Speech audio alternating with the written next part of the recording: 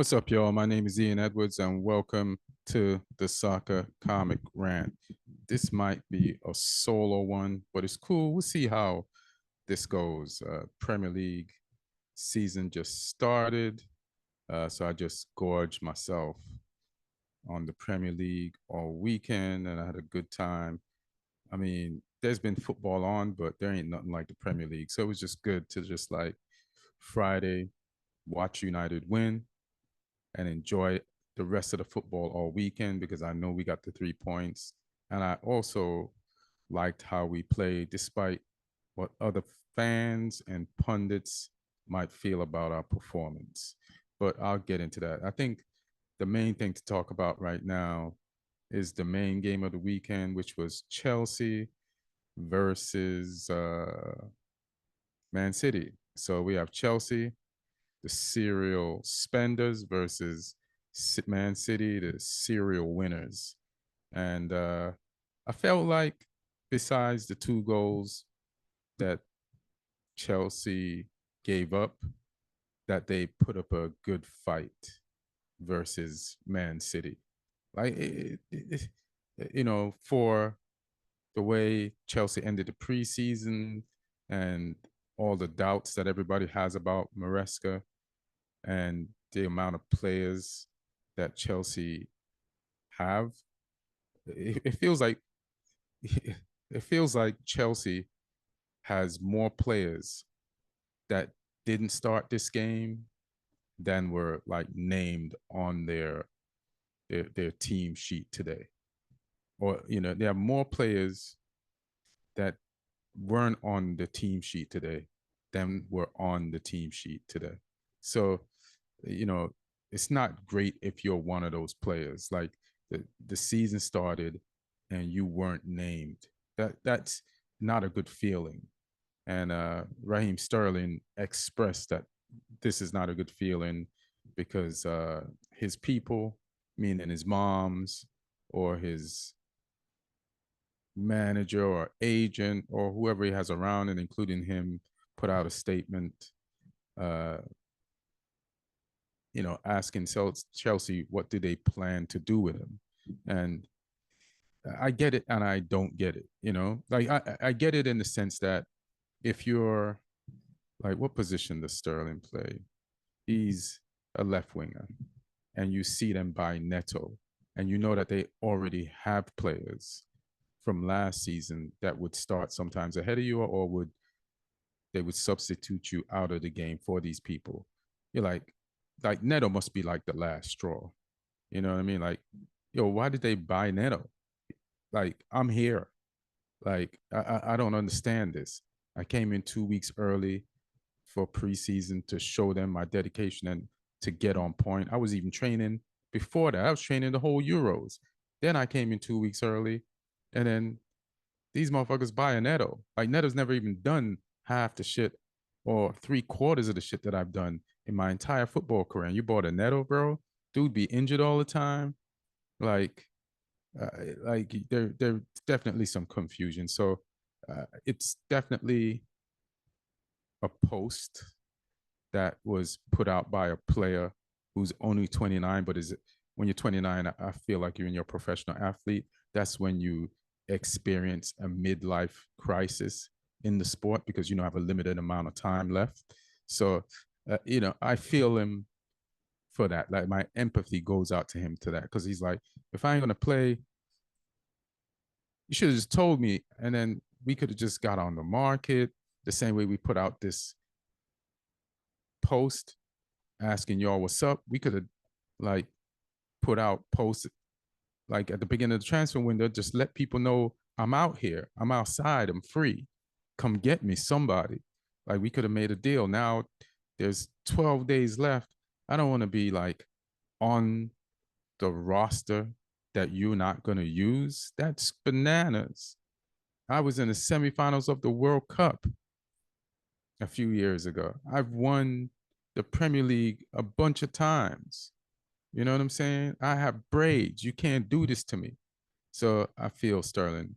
On the other hand, it's kind of disruptive, but you do feel like if you're in Sterling's position, that you're owed more than what you're getting out of Chelsea right now. Even just communicatively, you want them to talk to you and tell you what's good, because the clock is ticking on his career. So I get it. As for Maresca, like, I have some questions about Maresca. I don't have a lot of questions about Maresca and how Chelsea approached this game. There are some things that I like what he did. And, Chelsea ended the season pretty decent, you know, last season. So Maresca coming in, getting back some of the players who were injured and added them to the best players from last year. And if you're like, just if you have his resume, the least Chelsea could have done was what they did today. You know what I mean? So, uh, uh so I'll give Maresco props for how Chelsea played today. Like, he added Lavia, and I saw Lavia a little bit during the preseason, and he made some mistakes in the preseason, but this is the most comfortable I've seen Lavia all preseason till now. And it's great. It was against a game against Man City, like top-notch Premier League opponents. And Lavia was just out there showing his press resistance. From the first ball that he got, he turned under pressure, got out of a hole, and looked forward and made a progressive pass. And he just did that all game. And he covered the field. Like, he would help out defensively on the right, and he just showed out. And it made me be like, Gallagher, who? Like, you don't need a Gallagher when you got a Lavia. Like, that's his first game for Chelsea against Man City. And even though they got him last year and he was injured, he's showing that, man, you look forward to more Lavia. And sorry, Gallagher, I'm not a Chelsea fan, but you were a great servant for them. But Lavia's upside just seems high. And I like Lavia. I remember seeing him in the World Cup, and I wanted United to try to get him. And he looks like he might be a great future CDM. Uh, that was one of the good things Maresca did, on top of just, Chelsea's structure, how they held on to the ball. They had decent fluid attacks. They played out the back. But one thing I didn't like, Captain, the guy that sang a racial song, fam, like, he's not the person of all the people who were hurt by his actions. And I forgive him as much as I can forgive him. But you don't try to make him comfortable after making a mistake like that. You try to make the players whose feelings he hurt comfortable after that. Like, I haven't enjoyed or liked how Maresca has like tried to make super light of what Enzo did it after winning the Copa. Like, Enzo's prize is winning the Copa.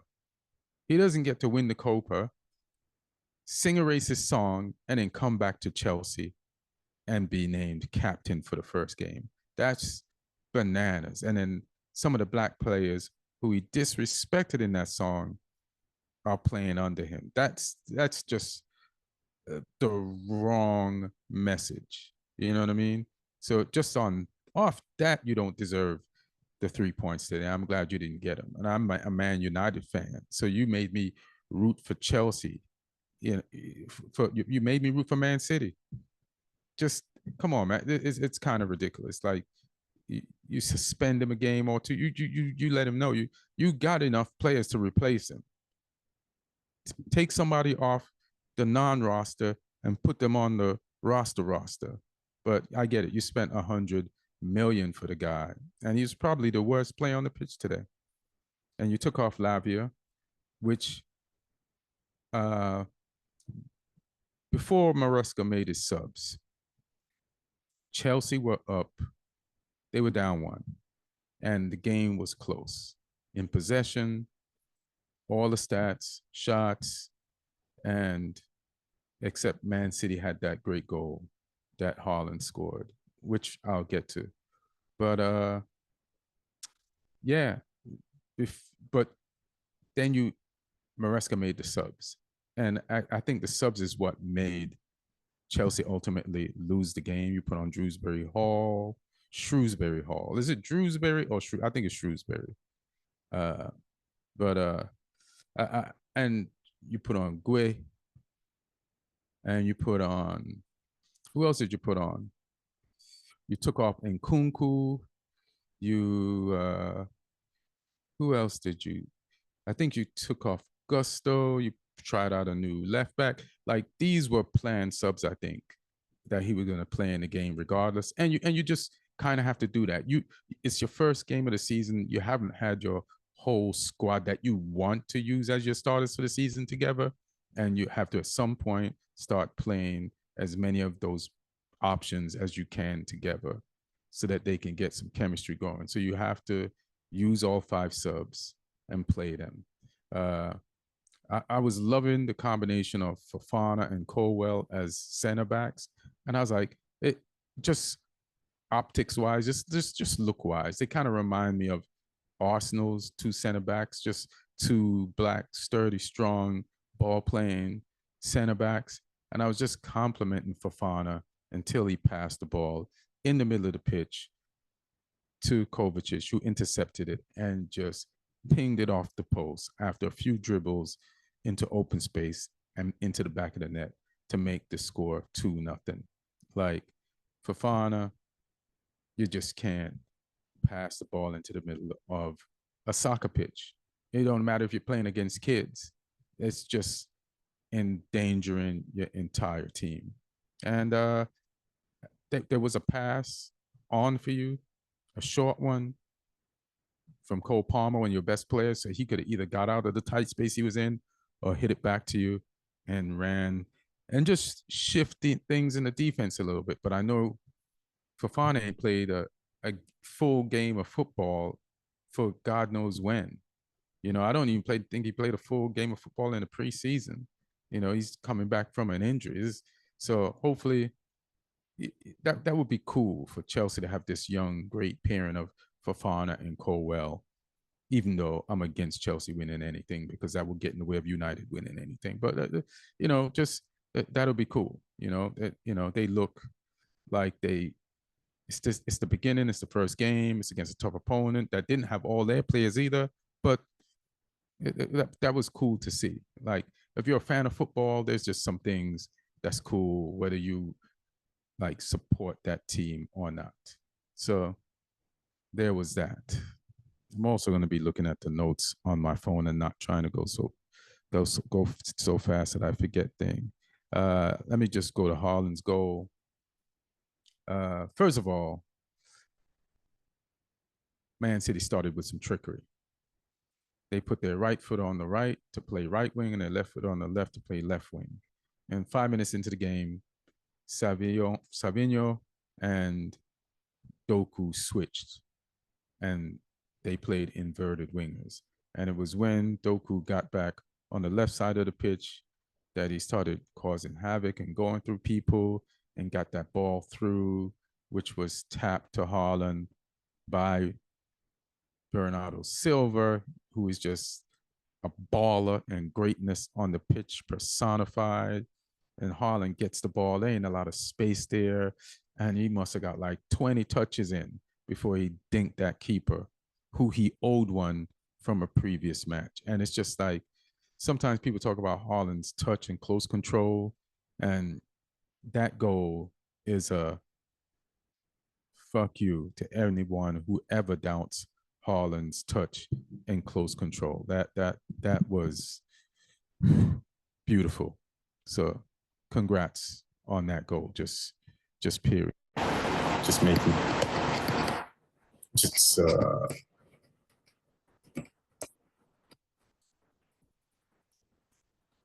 just making sure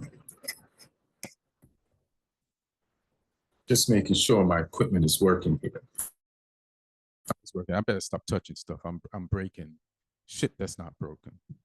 So we got Lavia, We talked about Haaland scoring his great goal, uh, complimented Bernardo Silva, Kovacic, Lavia's counterpart, or just like playing the same position, stepping in for Rodri, like was pretty good. Not only did he play and have an entirely good game, but he scored the sealer, the goal, last minute goal that lets Chelsea know, hey, this game is over. You're not finna come back. It's a wrap. It's 84 minutes past. You're down two at home. Let's just kill some time now because we scored early. You didn't score back, and now we scored again. It's a wrap. And it was a good game, pretty evenly matched. Uh, I like Nkunku. Nkunku is like a get out of jail free card under pressure. Like he runs, he offensively plays like a CDM because he's not letting his defense get pressured into coughing up the ball. He's coming short. He's getting the ball under pressure himself. He's making turns. He's making progressive passes forward. He's linking up with people. And Nkunku, he didn't score a goal today. He didn't get an assist, but just showed that he's a baller and that he can belong and he plays in this league.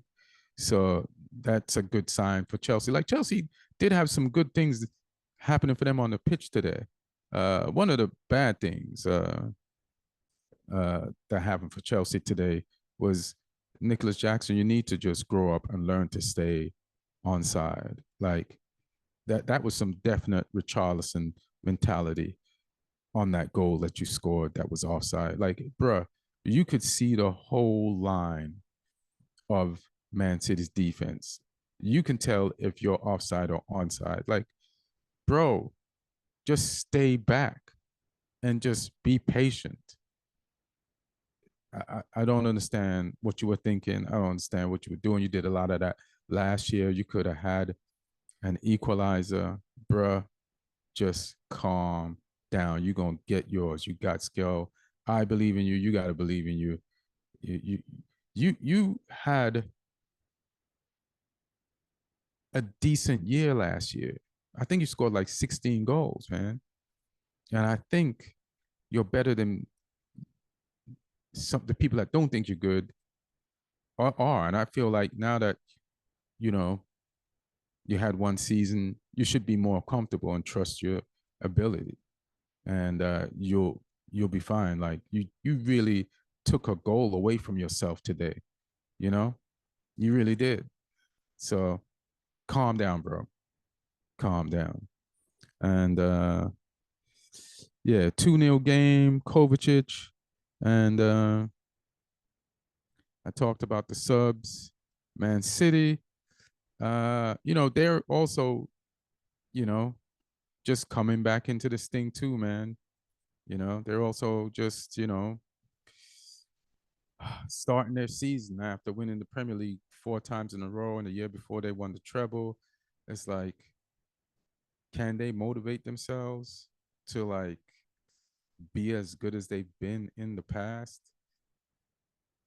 Uh, like we'll see. Even Pep hasn't signed his contract yet, and even he seems over like all these long seasons and all these games. Like he made a joke about, yeah, one down and 60 something plus games left to go. And it's like, it's a joke, but there's a little bit of truth to how laborious this whole shit is if you've done it a million times in 3 different leagues all over the world and won. You know what I mean? It's not like he's looking to win his first one of anything.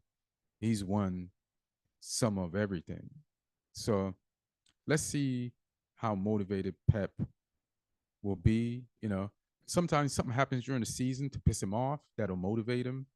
Like, like if he gets a certain amount of hate, or I remember the season where the Chargers got Man City going, and like it was a circle the wagons moment when those 115 charges dropped.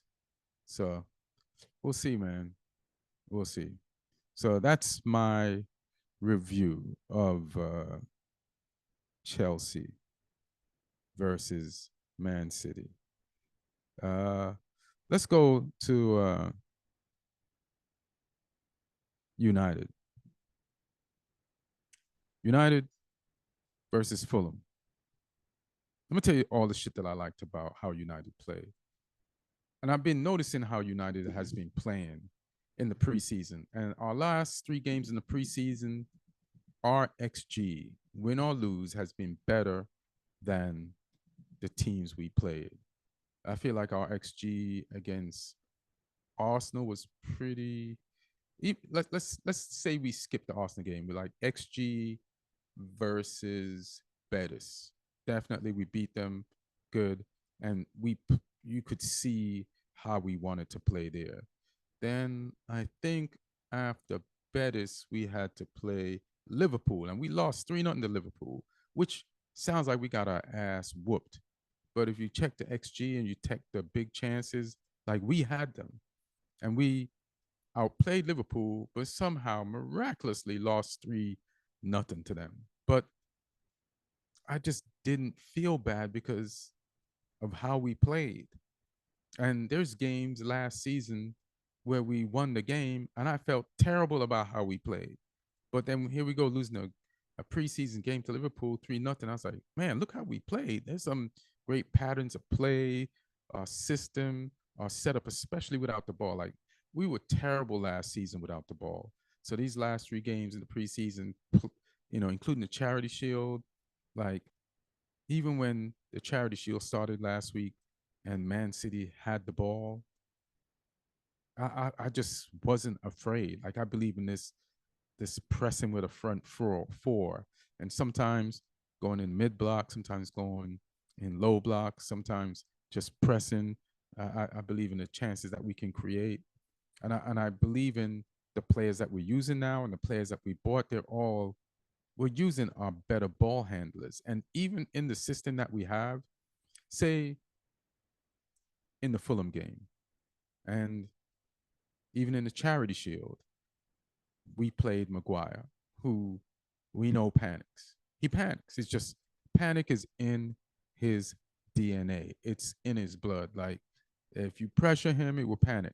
But the way we set up when we're bringing the ball out the back relaxes him. He has confidence in this system with the 2 guys spreading wide, Onana sometimes stepping in the middle, or sometimes Casemiro or Menu coming back, and they form this 3-back line with Onana behind them, and then you have the fullbacks pushing up, and it just we just are set up to create more options playing the ball out the back, and that has mentally calmed Maguire the fuck down, and he looks like he can play football. Like in a Charity Shield and in the first game of the season, 2 players who've been maligned all season, Maguire and Casemiro, looked good.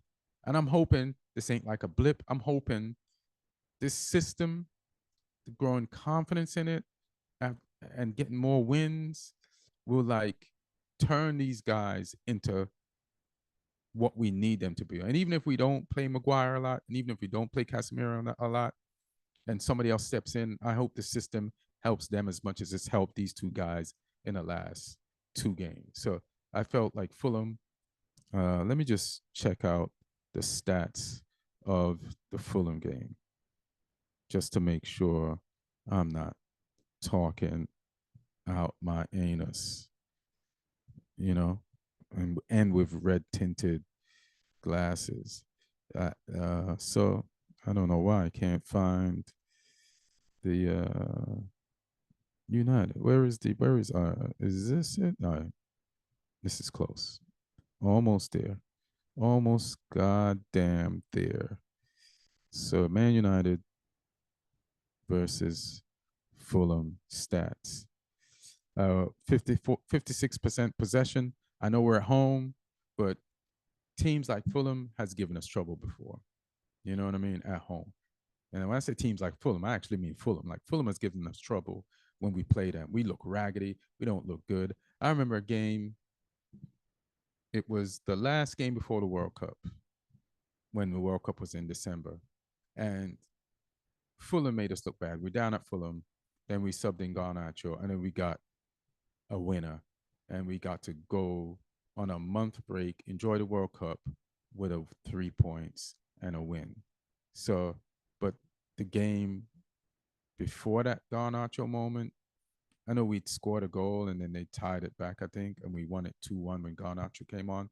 We weren't looking that great in that game.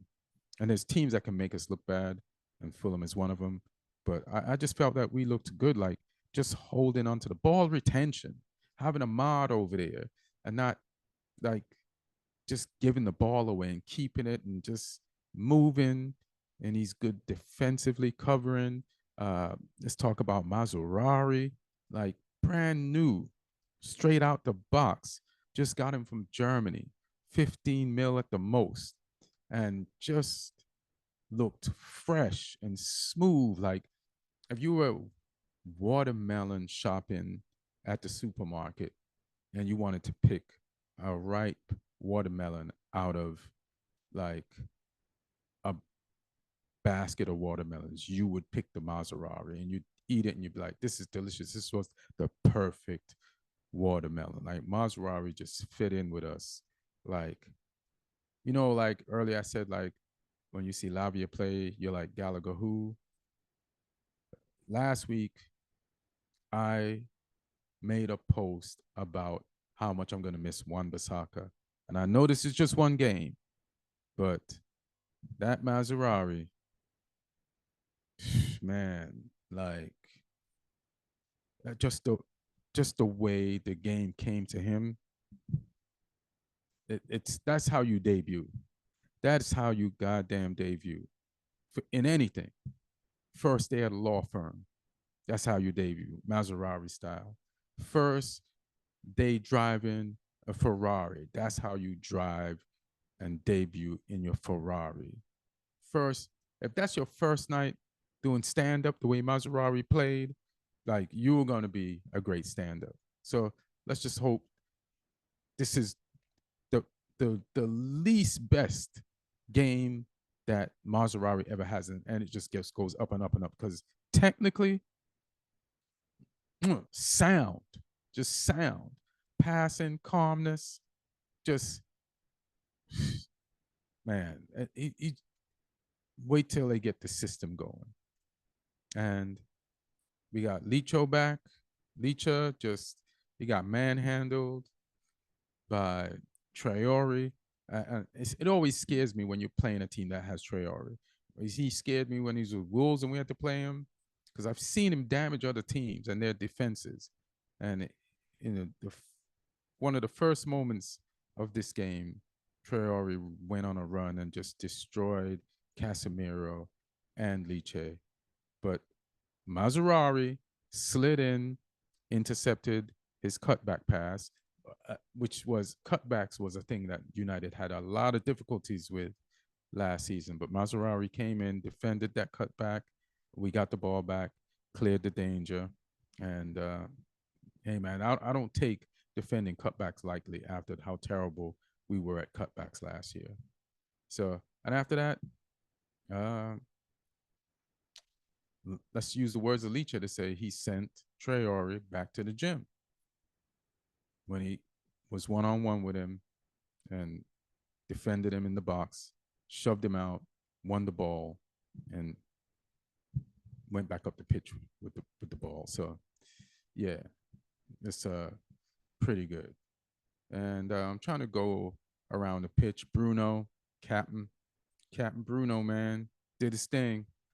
Just he should have put some of those chances away, but just the fact that we had those chances, and just the fact that we, were on the offense at home. We were looking good, intricate play, passes from Casemiro. Casemiro, another aligned guy from last season, looked good in our last two games, even though one of them was a charity shield. So the better players a better system. Hopefully, Casemiro won't look as dragged about the pitch as he did last year. Because last year, you know, so I know a lot of fans want to get rid of Casemiro, but let's hope. I hope we're wrong. I hope he like is worth this 70 mil for the next 2 years he's got. And we're like, oh shit, we thought he was done because of last year. I feel like the fact that Harry Maguire looked good and Casemiro looked good, and we have this new system, it's like last year might have been on Ten Hag's system. He should have probably changed it sooner last year, like way sooner, like after 10 games. We could have probably won 5 to 6 more games or got points from 5 to 6 more games last if he to change that system sooner and just be like, hey, this ain't working. But fine. Uh Want to give Ahmad his props. I don't think Rashford played bad. We still need him to play better. We still need him to score and put away some chances, but I don't think he played bad. So hopefully he grows into it more. I still think sometimes he shies away from like physical contact with people. It's almost like if there's a 50-50 ball in the air and the other team player wants it, then he'll kind of pull out of it in a way that if you're paying attention, you could tell he pulls out of it, you know? So yes, you're at home, you got to win those balls, bro. Manu had really good stats. If you look him up, I looked him up earlier. So he did good, but he got subbed out. And just like uh Mount, Mount, keep doing what you're doing. Keep doing what you're doing. Keep playing hard, bro. Like you're not always getting to put in these amazing passes and play these 1-2s, but the effort, we need that. You're a midfielder. We need you to graft like you ain't got no skills. You know what I mean? So donkey the shit up and the good passing and the intricate play will come because breaking up anything in the middle of the field and wanting 50-50s more than the other opponent will save us so much trouble. So keep that shit up, and you'll get to learn how to switch with Bruno more and get your chances in the front. Just keep doing what you're doing. Stay healthy, and you might be a player for us.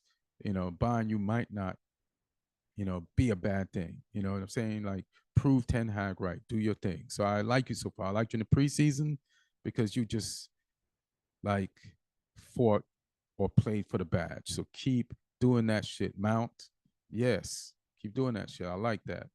I like that. And you'll get to play your smart football, but right now we need you to get physical for us. So I like that. And he and Ahmad put their heads down when they got subbed out. But again, the subs kind of put the game in Fulham's court because Mount and Ahmad were playing good, and then you throw in these people who weren't up to game pace. But Eric Ten Hag had planned substitutions. You can't just, based on our injuries record last season, you can't just play just this one team. You gotta give them breaks, save them from muscle strains. There's so many games, and you got to get the other players that you want to sub later on in the season for these players that we took out that we shouldn't have probably taken out, but I know understand. You're just getting. It's still kind of preseason. Like Chelsea used this game. Maresca used his game against Man City. Against Man City, the best team in the league, at home and opening, he used it kind of like it had a preseason vibe based on a substitution. Like Eric Ten Hag normally doesn't use all 5 subs. The only time Eric Ten Hag uses all 5 subs is if he wants to like throw on all defenders to save a lead to or to get a goal back. And but he made these subs because you had to get Xerxes in. You know what I mean? You had to get Delit in. Let him experience some of the Premiership. You had to take Maguire out in case something happened to him, and you had to. Maserati was like Did Maserati play the whole 90? I can't remember now. I watched so much football, I can't remember now. But I think he got subbed out. If he didn't, somebody let me know. But I know we use all 5 stars. We put in McTominay just to say Fulham, come get him, come get him, you know. And so Mount and Ahmad and anybody that didn't want to come out, don't worry about it. You're going to get so much game time. You're going to want to come out some games this season. And yeah, we have a decent midfield. And I want us to get Amrabat back. I responded to a post that Good Vibes John put out about, he's talking to, it's great. He got an interview with Fabrizio Romano, and he asked him about like Ugarte, and I think they talked about Amrabat. I haven't seen the full interview, but I want Amrabat back, bro. Bring Amrabat home. I'm on that bring Amrabat home shit because I'm telling you that Amrabat is better than a lot of United fans think. When I watch these other channels, a lot of them is like they couldn't care less about Amrabat. But just so you know, Amrabat played like 9 games with us last season and won and was instrumental in us winning the FA Cup. Could have been one of the players of the match. All right. And that's not an accident. Like towards the end of the season, we played Amrabat in the midfield. We started him. Last 3 to 4 games of the season, we lost like by 1 to Arsenal, and we won all the other games after that, including the FA Cup. That's not a coincidence, fam. So that's why I want Amrabat back. People are like, yeah, he's a good bench player. All right. All right.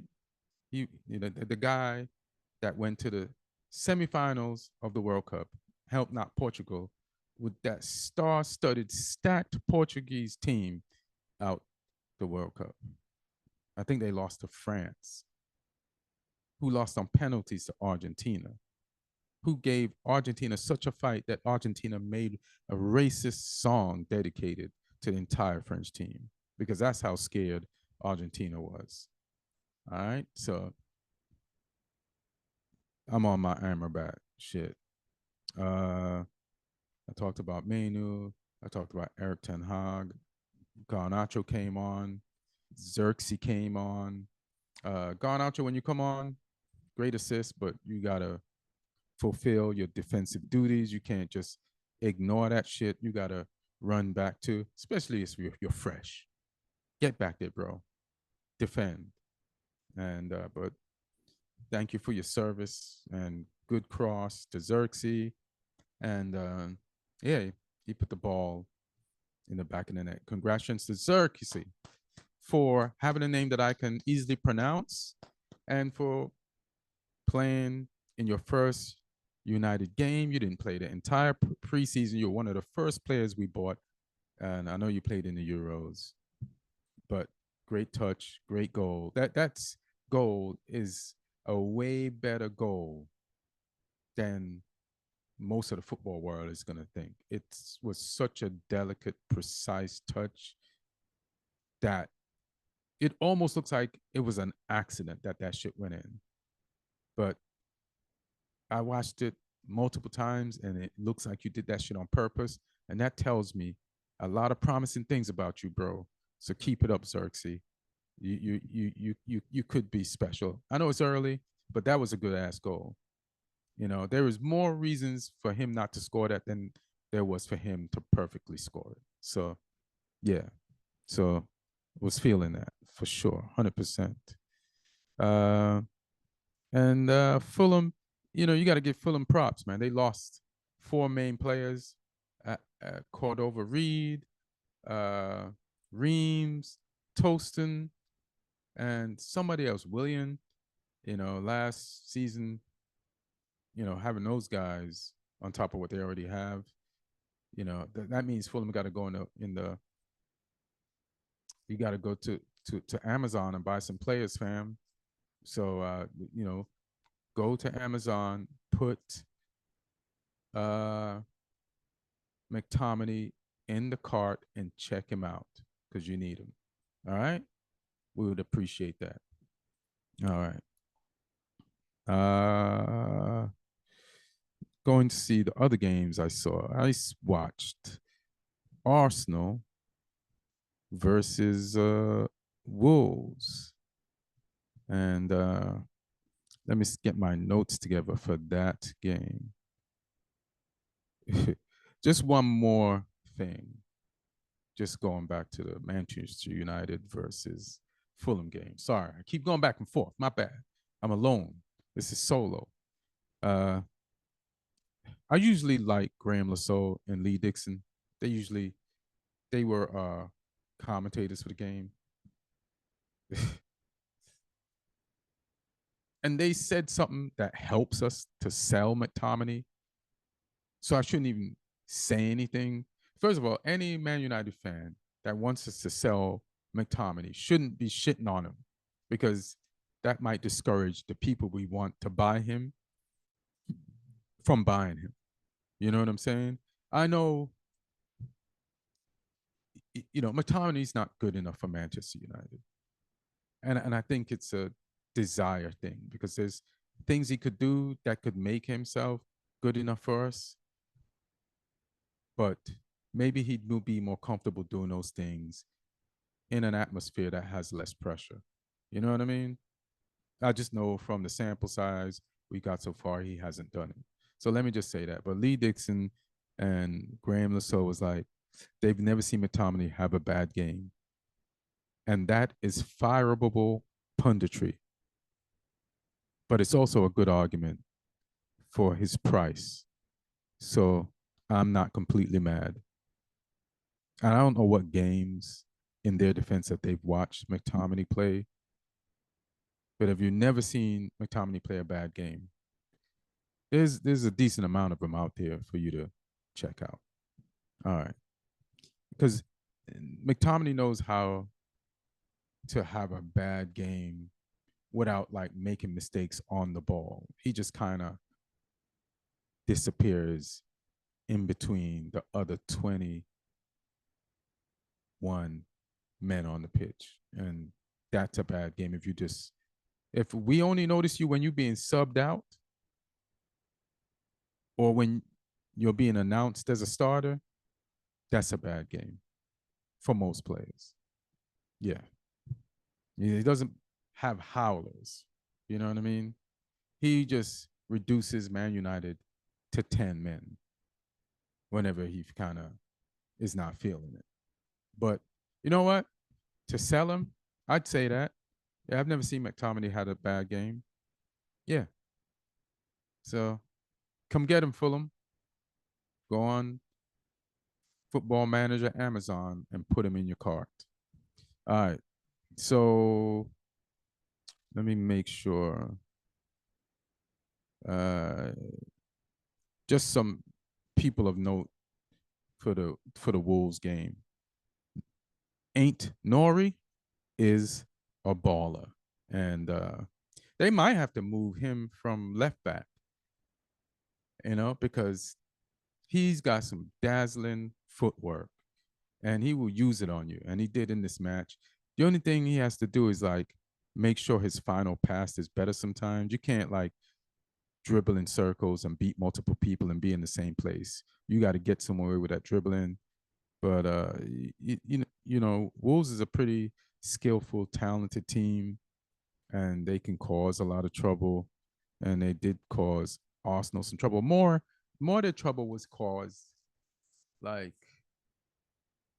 intermittently in the first half, but definitely they kind of got a foothold in the game in the beginning or early stages of the second half, and they gave Arsenal some trouble. This wasn't like an easy game, for them.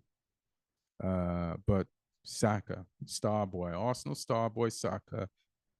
I didn't check. I watched the game, but I don't remember if he was player of the match. But he definitely should have been player of the match. Like that first cross to Havertz and Havertz header. Like Havertz ain't even that type of player. But you put that ball in there so good that Havertz became like, oh, we got to watch out for Havertz in the air. Like, and kudos to Havertz for like placing that searing header in the back of the net. Like, I didn't know you had that in you, fam. That was a great header. That was a great find, Saka, just out there on an island, nobody bothering you. Yeah, yeah, yeah. Why not put it over there? Like, if Wolves ain't gonna come and defend you and try to stop you from crossing the ball, and you recognize what time it is, then punch the clock, fam. And uh, and like I said, if you go to the second half of the game and you see how Wolves are trying to come back, uh, that's when Saka stepped up again. And normally he goes far post, and he made the move to go far post, but then he went near post and just unplugged that net from the goal post and beat that goalkeeper near post. And it just broke the rebel resistance that Wolves was putting up. Because once it was 2-0, you know, the Wolves are like, all right, this is over. Well, we tried, but they got that other goal. And then Arsenal's team is just good, man. I feel like they could win this season, and they could win because of stuff that has to do with them, and they could win because of stuff that has to do with Man City. Like Man City, I thought didn't need anybody because they had Oscar Bob, but now Oscar Bob is injured. Then Sabino, their new kid, he got injured today. I don't know for how long he's going to be out. They haven't bought, but they've lost players, and I know they're stacked, but I don't know. They only won by 2 points last season, and they've lost players already. And this is a game of accumulation and attrition, and it might be enough for Arsenal. With they've definitely bought. I don't think they've always bought the season in the areas where they need to, but they're pretty they're stacked. They're stacked to be second or first. So it's going to take a lot, but if this is their best chance to win the league in years. And so I'm going to give it to them. Unless something happens before the window closes or something happens in January when that window opens that Man City does, that's like, oh, no, yeah, they ain't going to lose this. So, and they might just be bored of winning. I'm bored of seeing them win. So, Arsenal, and I feel like if Arsenal doesn't win this year, like Arteta's spirit might be broken as a coach. And if Pep stays, it's like, how is Arteta going to get it up again to believe that he can get this team across that finishing line?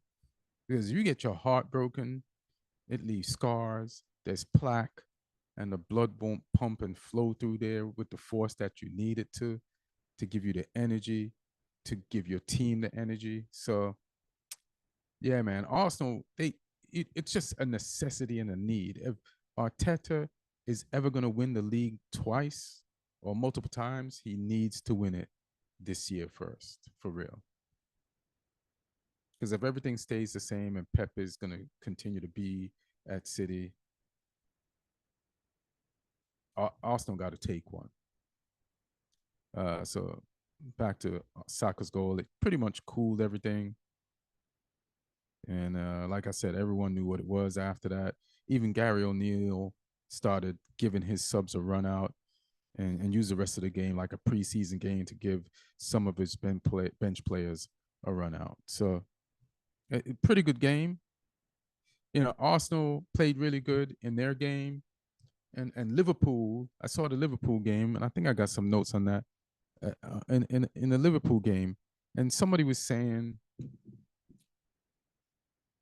that we were happy with how United played on Friday, but once we saw how Arsenal and Liverpool played on Saturday, we were like, damn, they played really better than us. But Arsenal and Liverpool have their full squads available to them. We're still recovering from the injuries of last season. So we played people in our game that we don't even want on our team. And we still acquitted ourselves pretty decent. So I'm not worried when I compare how Arsenal played and their sharpness compared to how we played. You know what I mean? Because Arsenal have their dream team. If Arsenal was like, who would you want to start and who would you want to come off the bench at the beginning of the season, barring no injuries? That's the team Arsenal had available to them. And pretty much, yeah, that's the team that Liverpool had available to them. And if you ask Man United that, we just got players in a few days ago before the game. We got players in after the Charity Shield. So we couldn't even start all of them. Haaland's injured. Euro's injured. We got players on our team that played that wouldn't even be on our team if those people weren't injured. So, yeah. Let's see. Let's see. Just gonna do the games that I saw. Whose notes? Okay. So I saw the Liverpool game. Saw Brentford Crystal Palace. I watched a bunch of games, man. Made notes. So I'm just looking for my Liverpool notes.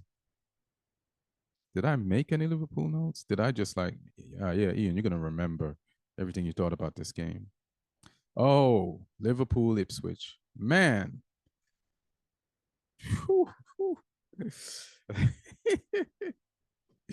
Liverpool Ipswich. Let me tell you something about that Ipswich. That Ipswich, man. They they you know they approached this game like a party. They approached it like a rave. You know what I mean? And a rave where the Molly hit at the right time. And that Molly hit at the beginning of the game, and they had fun, bro. They just went at Liverpool. They were all over them. It's like you couldn't tell that Ipswich just got promoted. That Karen McKenna had that team on 10. They started on 10. Like, oh, we've been looking forward to this. We don't care who it's against. And they more than hung. Like, they hung so hard with Liverpool that Onslaught pretty much had to cuss out his team halftime. And he was like, you got to win these duels. I saw him in the halftime. I mean, at the post game press conference, he's like, he told his team, you got to win these duels. They're winning all the duels. So just effort wise, we got to step up our effort. And but there were some players. There were some players, you know, that did their thing. Like they looked very impressive. I feel like if that's the intensity, well, there's two things I want to say. Uh, they were impressive, Ipswich, but if they're gonna play with that intensity, they're gonna have to use all their five substitutes every game and use them before you need to use them just to keep that intensity up so that and you'll win some games because no team could, no matter how good they are, could deal with that pressure for 90 minutes. But in order to sustain that pressure for 90 minutes, you got to use your bench. You know what I mean? Like a lesser team than Liverpool would have cracked and you'd have got some goals in the first half. You know what I mean? So I just commend you for what you did, but like to get more to recharge those batteries in the second half, you gotta use your subs. to like stay on a team like that. Because if you stay on any Premier League team like that, like you'll win. Because if you did that to Liverpool in the first half, that's the team that finished third in the league. You were in another league, the league below, and you did that to them in the first half, bro. Just you'll be all right. You'll be all right. So hats off to you. Clap. But the Mali definitely wore off in the second half. And that's where the Liverpool players are like, yo, that was cute and all in the first half, but we do this for real. We are trained professionals who are drilled. And this is a 90 plus minute game at the top level. And the, being at the top level doesn't mean hanging for 45 minutes, it means hanging the entire game. And that's when Liverpool let the ball do the running. Like those Alexander Arnold passes, even that huge switch from Van Dijk and just Mo Salah. He's like even last year, man, when Liverpool had games, Liverpool had like a few games last year. There's especially one against Spurs when they had a man sent off, and I think it was against Spurs. So then Mo Salah was the only one up front with the ball, and outnumbered. His skill and technical ability and dribbling, like the great hold up man. They couldn't get the ball off him, brings his team into the play, and he's so good, and he did that in this game, you know, linking up with Alexander Arnold. They've been boys and playing together for a minute, and I can't even express how technically gifted Mo Salah is.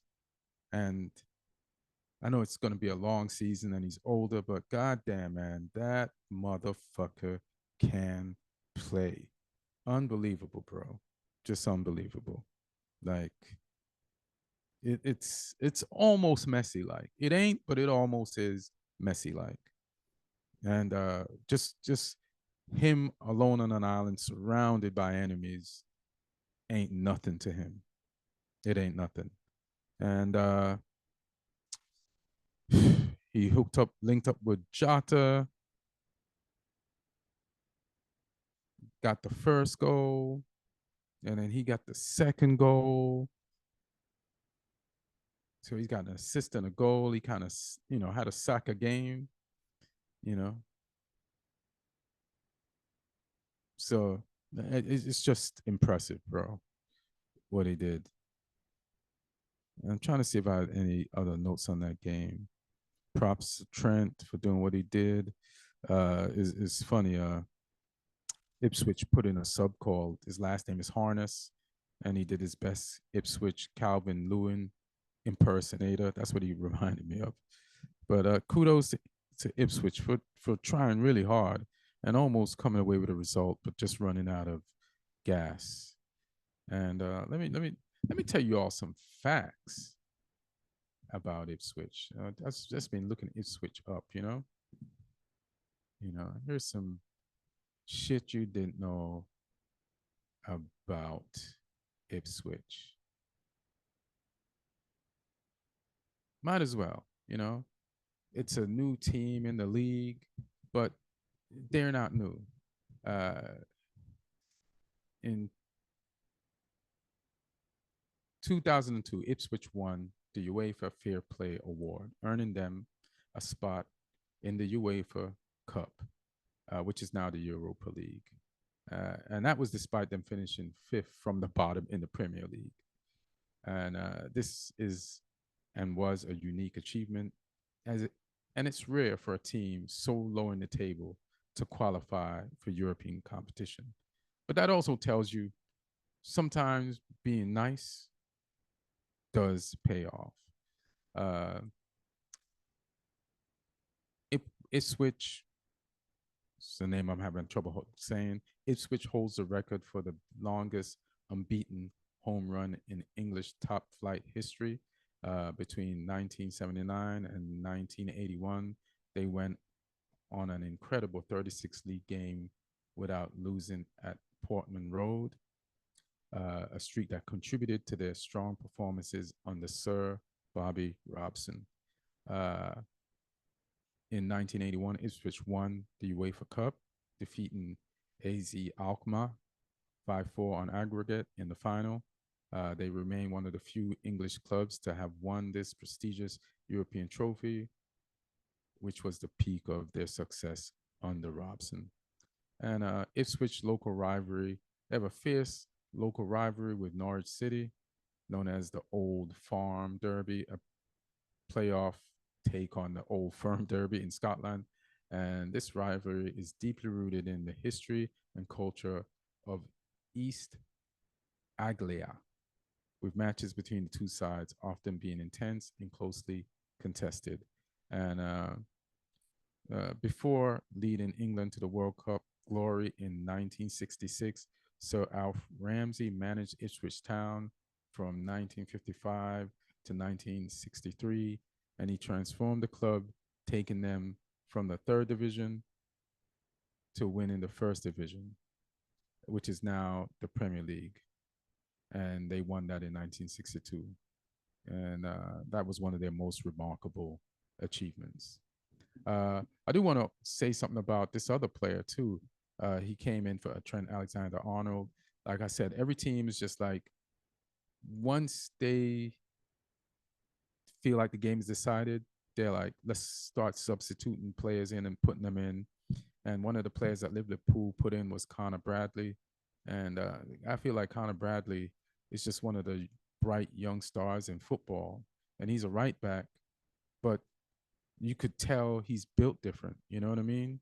Like, you could tell there's something special about someone, especially when they're playing.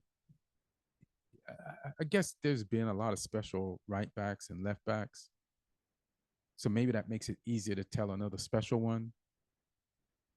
But Connor Bradley is pretty amazing. He's one of Liverpool's most promising young talents, known for his versatility and tenacity on the pitch. Born in Northern Ireland in 2003. 2003, last week, basically. Bradley joined Liverpool Academy in 2019 after impressing at Dungannon United Youth. Primarily a right back, he is also capable of playing as a wing back or further up the field, thanks to his pace, work ethic, and attacking instincts. And those are some of the things that makes Connor Bradley special. Bradley made his senior debut. I can't even say that word. Connor Bradley made his senior debut for Liverpool September 2021 during an EFL Cup match against Norwich, and became the first Northern Irish player to feature for Liverpool since Sammy Smith in the 1960s. Despite his youth, Bradley has already earned caps for Northern Ireland senior national team, debuting at just 17 years old. His international experience has been a key factor in his development, and he continues to earn praise for his performance on the international stage. So I'm just, he's one of the players to watch, man. And last season, when Alexander Arnold was injured, Liverpool did not miss a beat with Connor Bradley. Okay, so let me just go through the other games that I saw. I saw the Battle of the Clarets. And Villa is going to be a problem. I knew there'd be a problem last year, and they proved me right. They finished fourth. And they've done some shuffling around. They lost Douglas Luiz, but I feel like they've improved their team a lot. And somebody's calling me during the podcast. All right, I just took care of that. But Unai Emery. So after the game, I was watching some Arsenal fan TV clips. They're just fun to watch. Robbie, he's a man, props. But he had a conversation with Yardi, who, for real, is Jamaican. The way he talks to you like he wants to fight you, and there ain't nothing to fight about. But Robbie handled it well, and thank God, because Yardi's tall and big as shit. But you know, Robbie insists that Arteta, besides Pep, Arteta is the best coach in the Premier League. And Yardi, who is an Arsenal fan, told him that he's out of his goddamn mind and that Unai Emery is a better coach. And I like Robbie. I enjoy watching Arsenal fan TV. But Unai Emery has multiple UEFA League championships. He won at PSG, and he came fourth last year with a team that Steve Gerrard was in the relegation zone with. Uh, Unai Emery has won more and is without question a better coach than Arteta. That doesn't mean Arteta's got he's got an FA Cup. He's done some stuff. He finished second 2 years in a row, but Unai Emery, fam, and Arsenal did not support Unai the way they should have when they had him, and they didn't, and the fans weren't a big fan of him for whatever reason. But there was a point in when Unai had a better point/win record than Arteta, and they fired Unai when he had that record, but kept Arteta when his win/point record was below Unai's. And I appreciate Arsenal's loyalty to Arteta, and it seems to be paying off now. But they you know, Unai was the one that got away, and now he's back, and Arsenal has to play Unai next week, and they had trouble with Unai last season, and he always wants to get them back for letting them go. But before we go into that, I want to talk about Unai and West Ham and how pretty much evenly matched this game was, even though like both players, like I didn't know West Ham did so much business in the window. Like I'm so busy watching United almost get this player and then getting some players and then almost getting other players and then still in negotiation trying to get other players, and the Ugarte thing just dragging out longer than the De Jong one thing did, that I missed the 8 buys that West Ham made. And Villa was also pretty active in the window and really changed their team around, got new players in. They got Onana, who scored immediately. I would say he soared, but he's so taller than everybody else. He's basketball height. He just jumped off his toes. Boom. Ball in the back of the net. And then West Ham had to get back into the game on their own pitch. And eventually they did. They got their goal. But what is exciting about Villa? Like if you pay attention to Villa, I pay attention to Villa because my homeboy Lloyd is a Villa fan. What is exciting about Villa? And you hear things that you normally wouldn't hear when you talk to Villa people that know Villa, and that's like season ticket holders. And then you start paying attention, you start seeing what they're talking about. Like I usually mess up his name, but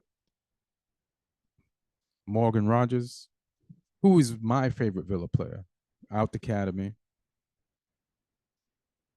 is very, very good. And we're going to be hearing this name a lot, you know? And then there was a moment when they made some subs. They left Morgan on the pitch, but then they brought on Ramsey, who's been a young star boy for them, who plays with no trepidation, no inhibition, who's who's really good, who's really, really good. And those two young stars for Villa were on the pitch against West Ham. And I'm like, when these two evolve to who they're gonna be, it's shit is gonna get real. Uh so let me just see some of the stats for this game and the time that shit happened. Timeline. So Arsenal scored immediately. Score of the game was 2-1 Aston Villa. Aston Villa scored immediately. West Ham tied the game. And then it was a lot of back and forth. And then Villa finally put the game away and scored. Who scored the Duran? So I was texting Lloyd. This is what happened. I'm watching the game and I'm texting Lloyd. After Villa scored the first one, they created multiple chances. There was one when Ollie Watkins, it's just him and the goalkeeper, and Ollie treated it like he pretty much just didn't really try to put the ball in the back of the net. I don't know what he was doing. But after that, they had other chances. They could have been up 3-1 or I mean, my bad, 3-0, because at that point West Ham hadn't scored. They could have been up 3-0 before West Ham even thought about scoring. So they did not score. They just had that 1-0 lead. And you know, football, you don't put away your chances, they're going to come back to haunt you. And then West Ham comes down the pitch and there's a foul. Now, Lloyd, being a Villa fan, he insists it wasn't a foul. But let me just say this. When you put an opponent in a figure four leg lock in your box, that is 1,000% a foul and a penalty, which it was. And West Ham, Lucas Paquetá, put that shit away. All right. Then we go into the second half. Ollie Watkins, I don't know what it was, but he just wasn't on it that day. Maybe he felt generous and was like, hey, man, you should give Duran like a run out here. Just take me out. I don't know. Like, I know it's just one game, and Ollie Watkins did well for a limited time in the Euros, but he just wasn't on it today or yesterday. So then he got subbed out. They put in Duran, and it's a kid that they got from the MLS team. I've been tracking him because I know about him because I watch Villa games because of Lloyd, and me and Lloyd talk about him. And we believe this guy got skills. Now, Villa fans aren't happy with this dude because he almost got sold to West Ham. We know West Ham's done a lot of business. I just talked about it. So he almost got sold to West Ham. Before he got sold to West Ham, he was on his social media making the West Ham sign. Then he didn't get sold. Then he has to come back to play for Villa. And both teams wear clarets, Claritin blue, and it's this is like West Ham Villa is almost a derby because of the colors that they both share the same colors. Like their home uniforms are just the same, just different sponsors. So there's always a little thing between Villa and West Ham. You know what I'm saying? So you listen. Don't quit your job until you get the new one, until you're at the new job. That's my advice that I get from that. So Duran has to win his heart back into the hearts of Aston Villa. And this goal definitely, and this 3 points and this win definitely helped in that direction. But again, Unai versus Lopetegui. And uh, uh, Unai hasn't been good at beating Lopetegui. So this might be his first or second win versus Lopetegui, you know? So Villa are off to a good start. They look good. They can play ball. The only thing I'd say about the West Ham game, West Ham didn't use, let me see, a lot of their new players. They just got them in basically. It looks like they made three subs. They made three subs. They Full Crook came in very late. Ward Prowse, who was there from last year, came in. They got Tadibo, who's a player that United wanted. So he came in. So he's going to be good for them. Wan Bissaka was on the bench. He didn't get in the game. So, I mean, I think I said Fulham, but West Ham is, they got a chance to, they should do better this year than next year, than last year. They got Lopetegui as their coach. They got, they spent some money in the window. So we'll see. And Lopetegui, he left Bournemouth because Bournemouth wouldn't spend money. So when he went to West Ham, I know the owners were like, this dude's going to want to spend some money. So they obviously knew they were going to have to, and they did. So they had a pretty exciting window for West Ham. If you're a West Ham fan, you're like, oh, yeah.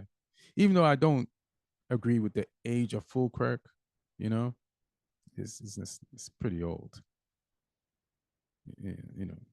But let's see what he can do coming from the Bundesliga and getting into the Premier League. And yeah, so it's going to be an intriguing season, man. It's going to be a very intriguing season. Uh, Matches to, I don't have the information for the fantasy league. Lee has that, so we'll probably find out how everybody did last week and next week at the same time. Uh, I'm just gonna look up. All right, biggest match of the week next week: Aston Villa versus Arsenal. And I got some,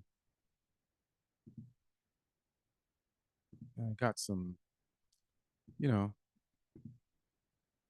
Venus is the match of the week next week, you know. Let me tell you some shit that y'all didn't know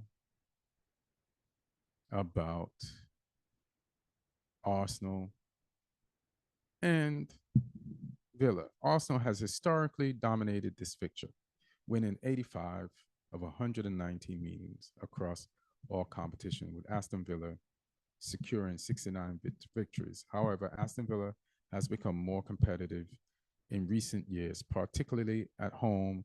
And I think I remember Aston Villa last year beating Man City, then Arsenal back to back at home. Villa Park has been formidable, and it's a great place under Unai Emery.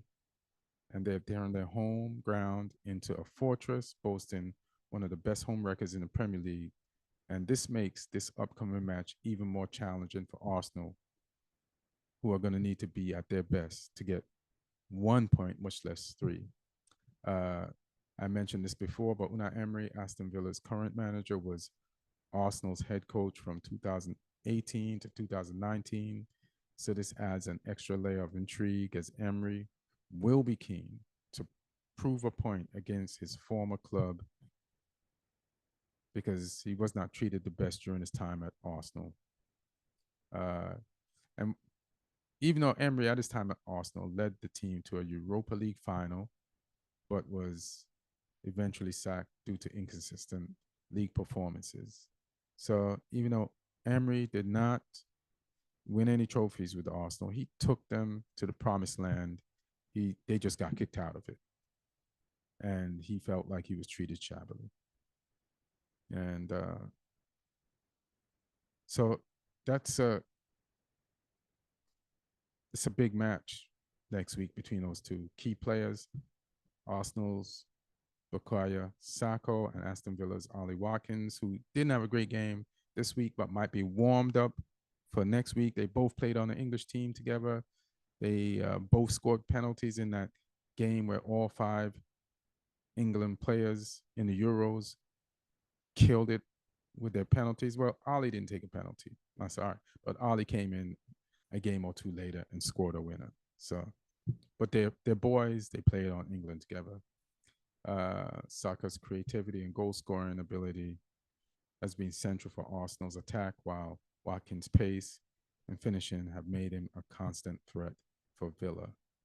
Matches between these two teams have often produced goals in the last 10 Premier League encounters, and there's been an average of 2.5 goals per game, with both teams boasting strong attacking options. And we expect this to continue. So this is the match of next week. I can't call it. I don't know who's going to win this match. This is a tough call. I just want to give you information about it. I'm excited to watch it. I just want to make sure it's going to be at Villa. So I'll give Villa the edge on this. It's early in the season. I think Arsenal's going to drop points here. This is Champions League hasn't started. It's early in the season. They're both roughly around like getting their situation together.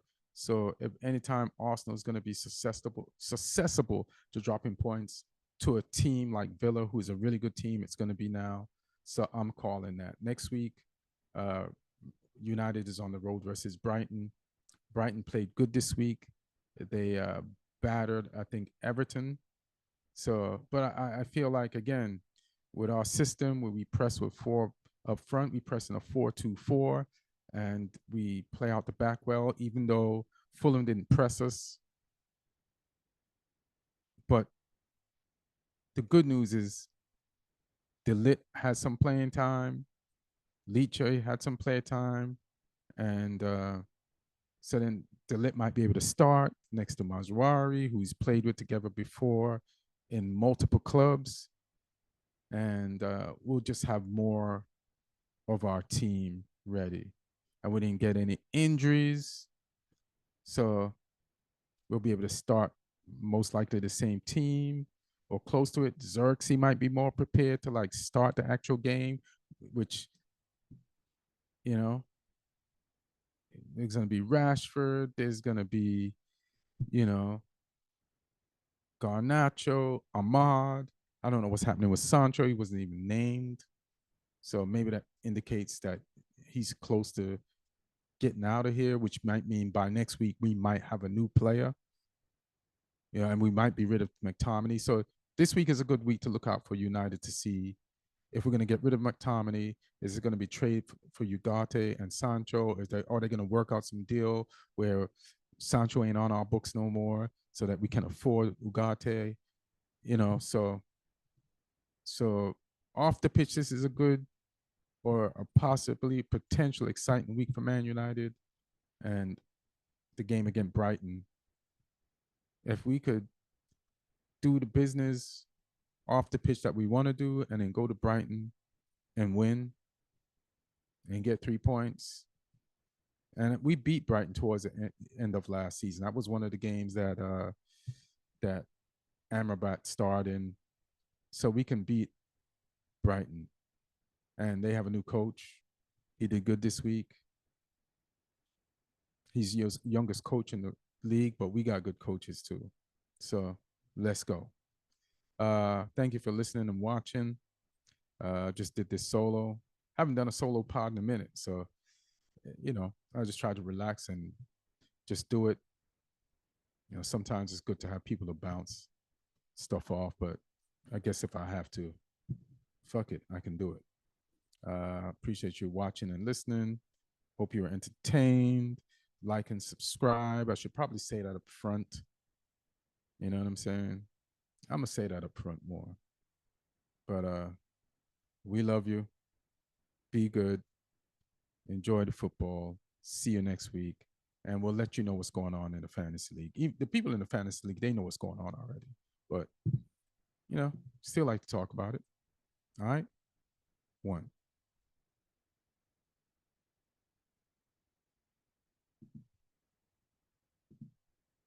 Now I can't find the stop record button.